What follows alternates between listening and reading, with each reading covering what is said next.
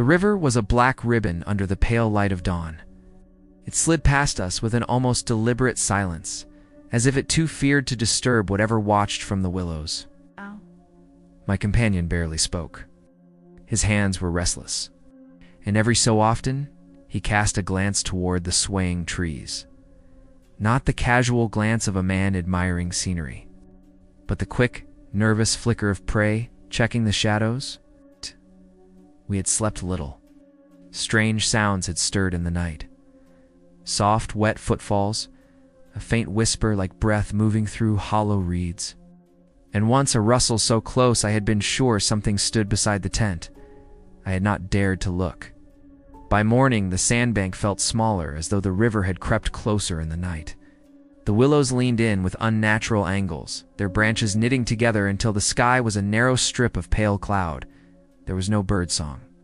The air itself felt thick, heavy with a pressure that made my ears ache. My companion tried to force a laugh. "Once we're on the water again, this place will be behind us," he said. But the words had the brittle sound of false hope. We launched the canoe in strained silence. The current seized it eagerly, as though trying to drag us back into the heart of the forest. I could feel the pull, a strange undercurrent that had not been there before, and from the willows, that whispering, not of leaves or wind, but of something using the branches to speak. Hours passed. The sky darkened again far too quickly, as though night had leaped forward. We reached a narrow passage between two shadowed banks, where the trees seemed to crowd so thickly that their branches met overhead. Here the whispers rose in a chorus, and beneath them came a sound like deep, slow breathing. I dared not meet my companion's eyes. If I saw my own terror reflected there, I might lose the last shred of control I had. Something moved on the shore. Not a figure exactly, but a shape that bent the willows aside without touching them. The air shimmered faintly around it, as though the heat of a furnace pressed invisibly through the damp forest. The canoe rocked violently. I gripped the sides and felt a coldness seep through the wood into my bones. Then, in one sickening moment, I realized the river was not carrying us forward anymore. We were being drawn sideways toward the bank, toward that bending, shifting distortion in the air. "Paddle." My companion gasped, his voice cracking.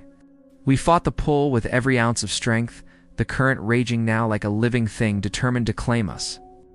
The whispering became a roar, an incomprehensible language filled with a terrible hunger. And then, as suddenly as it had come, the force broke. The canoe surged forward, free. We burst into open water, the willows retreating behind us like shadows at sunrise. For a long time, neither of us spoke. The sky was clear again, the river wide and bright, yet the air still clung to my skin with a clammy weight. At last my companion said quietly, "We'll never speak of it, not to anyone," I agreed. But as the willows faded into the distance, I thought I saw, just for an instant, their long branches sway, not in the wind, but in farewell. And in that moment I knew the truth.